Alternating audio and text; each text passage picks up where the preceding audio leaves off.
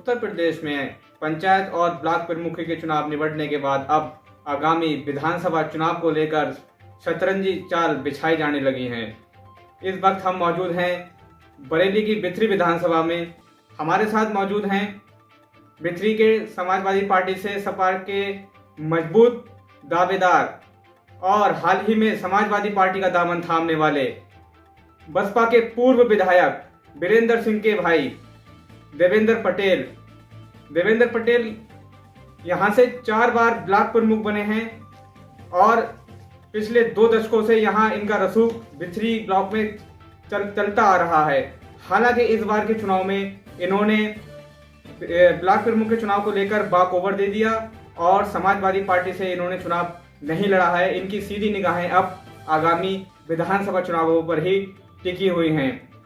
इसके अलावा उनसे जानेंगे कि क्या वो समीकरण हैं जिनके दम पर वो अपना जीत का आधार बनाएंगे और समाजवादी पार्टी से टिकट को लेकर वो कितने आश्वस्त हैं। प्रमुख साहब, आपने कुछ माह पहले समाजवादी पार्टी ज्वाइन की है। आपके बड़े भाई दिवंगत वीरेंद्र सिंह जी यहाँ बिथरी के कद्दावर नेता हुआ करते थे और बरेली मंडल की सियासत में उनका काफ़ी नाम भी माना जाता था। अब विधायक जी इस दुनिया में नहीं हैं, तो ऐसे में एक जो यहाँ की राजनीति में जो एक शून्य जो है हो गया है, तो उसको यहाँ की जनता किस तरीके से किस पर विश्वास जताएगी? वो विधायक जी की राजनीतिक विरासत आखिर जनता किस में ढूंढना चाहेगी? मैंने 19 जनवरी 2021 को माननीय राष्ट्रीय अध्यक्ष अखिलेश यादव जी के समक्ष समाजवादी पार्टी ज्वाइन की है और इस क्षेत्र में मैं कोई नया नाम नहीं, मेरा चेहरा नया है।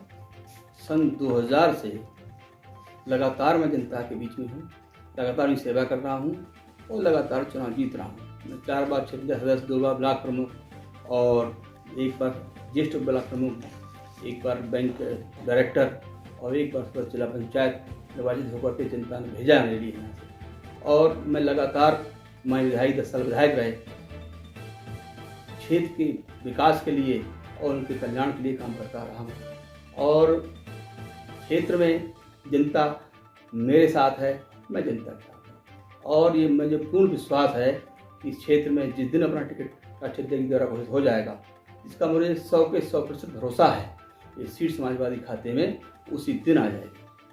अगर हम बात करें तो पिछले 2 बार से विधायक जी ने, आपके बड़े भाई विधायक हुआ करते थे पहले, इस बार वो इससे पहले जो है बिथरी से रहे और उससे पहले कैंट से रहे।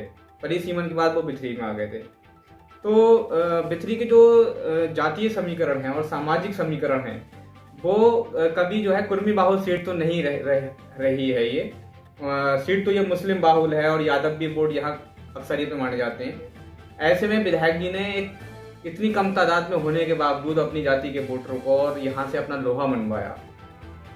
तो आपको क्या लगता है, क्या उस जो है विधायक जी की जो एक विरासत है उसको बनाए रखना आपके लिए बहुत बड़ी चुनौती साबित नहीं होगा? माननीय विधायक जी की राजनीतिक विरासत हमारी चुनौती इसलिए साबित नहीं होगा कि हम कोई नए फेस या नया नाम नहीं है।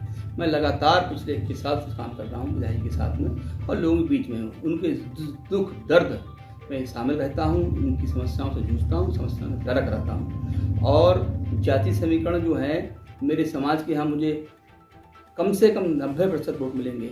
समाजवादी पार्टी के यहाँ बहुत भारी संख्या में वोट है, उनको मिला करके और प्रत्येक बिरादरी में मेरे पास वोट है, चाहे वो क्षत्रिय समाज के लोग हों, चाहे ब्राह्मण समाज के लोग हों, चाहे कश्यप समाज के हों, चाहे मौर्य समाज के हों, चाहे लोधी राजपूत समाज के लोग हों, या दलित वर्ग से मेरा बहुत निकट का रिश्ता है जो पिछले 14 साल से मेरा बना हुआ है।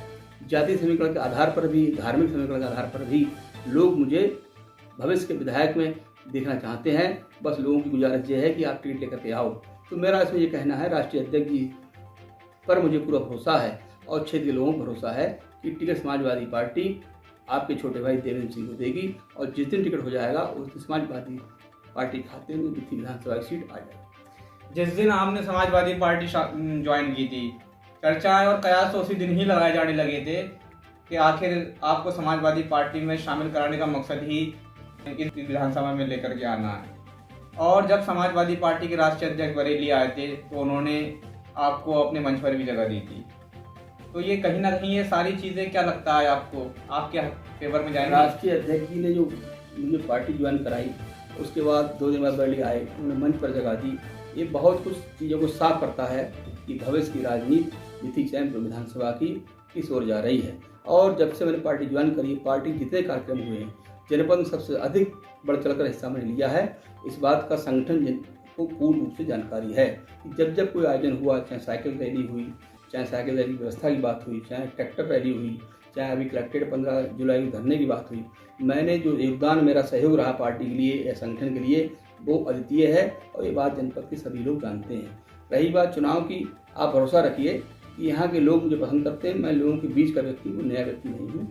और मुझे पूर्ण विश्वास है कि इस क्षेत्र के लोग मुझे अपने आशीर्वाद, अपने स्नेह से मुझे आगे बढ़ाएंगे। और मैं विश्वास दिलाता हूँ कि जिस दिन चुनाव में जीत करके आऊँगा, इस क्षेत्र के हर व्यक्ति का मान सम्मान और काम और विकास निरंतर करता रहूँगा जैसे पहले करता रहा हूँ। और विधायक जी के जो सपने थे, जो काम अधूरे गए हैं, उन कामों को भी मैं आगे निरंतर बढ़ाता रहूँगा।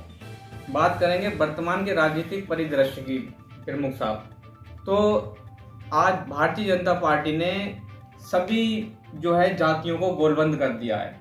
हिंदुत्व के नाम पर, राम मंदिर के नाम पर, धारा 370 के नाम पर, सीए के नाम पर, एनआरसी के नाम पर। ऐसे में समाजवादी पार्टी का जो अब तक का जो एक मूलभूत जो एक वोट बैंक चला रहा है वो मुस्लिम और यादव रहा, MY फैक्टर। तो बीजेपी की जो जातीय गोलबंदी है उसमें सारी बिरादरी आ जाती हैं। ऐसे में आज के वर्तमान परिदृश्य में आपको क्या लगता है, क्या बिजली से बीजेपी के प्रत्याशी को टक्कर देना आसान होगा? अध्यक्ष जी ने सभी जाति, सभी वर्ग का काम किया 2012-2017 साल के कार्यकाल में। और बीजेपी केवल एक वर्ग को लेकर चल रही है, RSS की सोच को लेकर चल रही है। समाजवादी पार्टी उत्तर प्रदेश में पिछड़ी जाति को लेकर के विशेष सतर्क है और 52% से अधिक उत्तर प्रदेश में पिछड़ी जाति के लोग रहते हैं। और मैं पिछड़ी जाति से आता हूँ। इस क्षेत्र में लोग ये जाति विशेष के विधायक से परेशान हैं और बीजेपी से लोग परेशान हैं। बीजेपी सबकी कमर तोड़ी है, किसान की कमर तोड़ी है। किसान को जाति नहीं होता है, किसान किसान होता है। छात्र किसी जाति नहीं होता, छात्र छात्र होता है। किसी को रोजगार नहीं मिल रहा है, किसी की दुकान नहीं चल रही है, किसी को न्याय नहीं मिल रहा है, पुलिस लूट कर रही है। पंचायत चुनाव में पर्चे फाड़ दिए गए, पर्चे छीन लिए गए, पर्चे नष्ट कर दिए गए और महिलाओं के वस्त्र हरण किए गए पंचायत चुनाव में। ये सब का जनता हिसाब जो है 2022 में भाजपा से चुकता निश्चित रूप से करेगी। बात करें अगर समाजवादी पार्टी आप पर दांव खेलती है विधि से, तो किस तरीके से जो है, कौन से वो समीकरण हैं जो आप यहाँ की सीट जो है निकाल करके विधानसभा पहुँचेंगे? जिस दिन टिकट हो जाए उसके बाद आप सर्वे कर लेना क्षेत्र में कि क्या स्थिति है। भाजपा का प्रत्याशी सीट बदलने के बारे में सोचे जिस दिन देवेंद्र सिंह टिकट हो जाए। आप भरोसा रखिए और मैं वो व्यक्ति हूँ, आप सभी के सहयोग से, पूरी टीम के सहयोग से, कि समाजवादी पार्टी इतनी मजबूत हुई है जनपद में जिसमें मैंने ज्वाइन की है। 9 की 9 सीटें समाजवादी पार्टी जनपद बैठक जीतेगी और भाजपा की जमानत जब्त हो जाएगी कम से कम 6 सीटों। अगर बात करें तो उत्तर प्रदेश में इस समय बीजेपी की सरकार चल रही, पूर्ण बहुमत की।